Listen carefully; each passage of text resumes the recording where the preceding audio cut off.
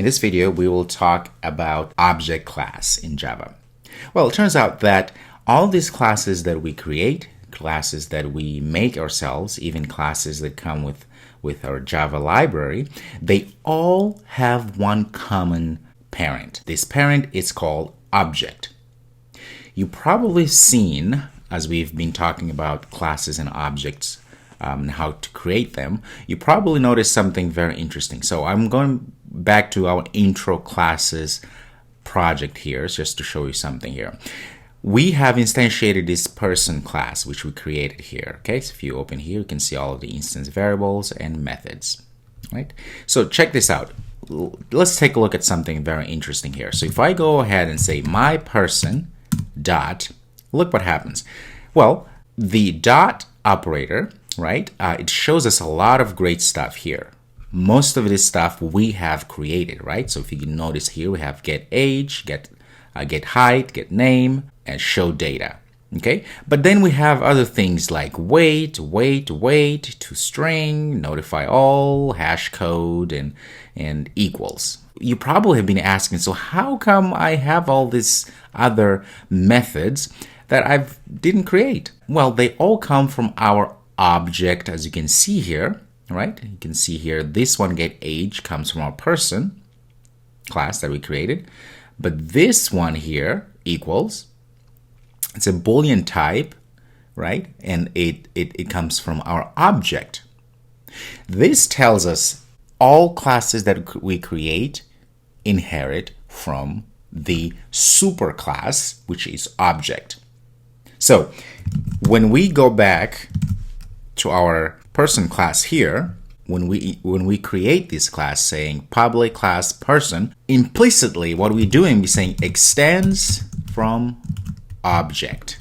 That's what we do, imply that every class you create, it has to extend from our object main class here, our object superclass, ultimate class as they call it. We don't need to write it like this. We can get away with just saying public class person. Knowing this information now, it's easier to explain why whenever we say dot, we get equals, we get class, and many other methods which were inherited from our superclass object. Now you may also ask, what does equals do? Well, this equals, as this says here, equals is a Boolean, which means return either true or false. We can compare classes, entities. We can go ahead and get a class, right? So this get class method here will return, if we click on it, says here returns runtime class of this object. We have hash code, which essentially is just an integer.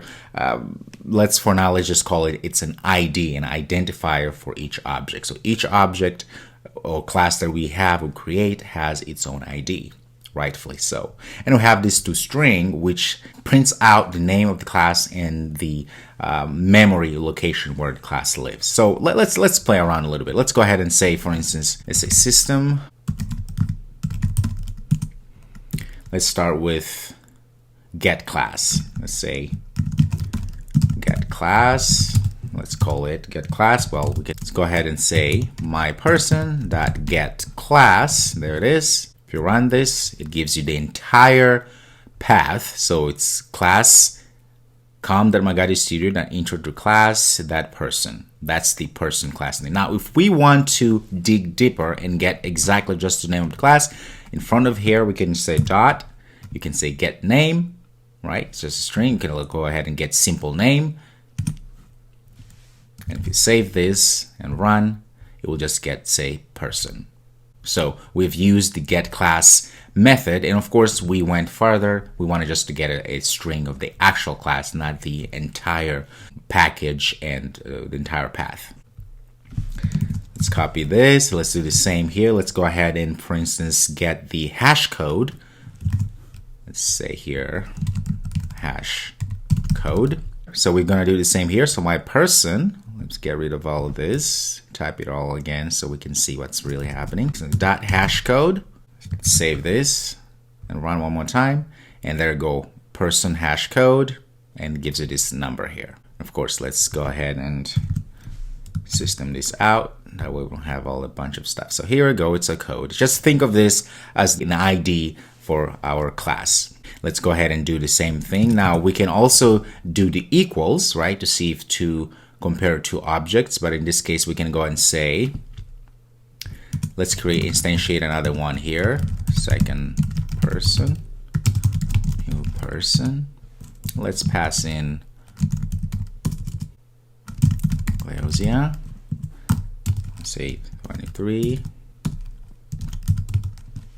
67. Doesn't matter. Now we have two people here, my person and second person.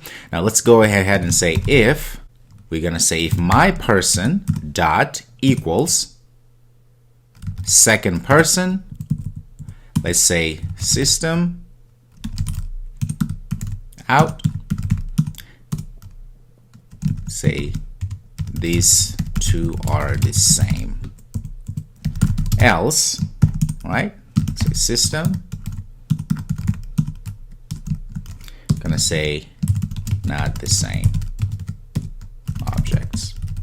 All right, very simple. Just to see how we can use the equals method that we inherit from our object class, which is our ultimate super class. Okay, let's comment this out here, save and run one more time. Not the same object. Okay, so now we know how this works. So these equals, right? So we're saying if my person is equal to second person, then we're going to say they're the same. In this case, they're not the same.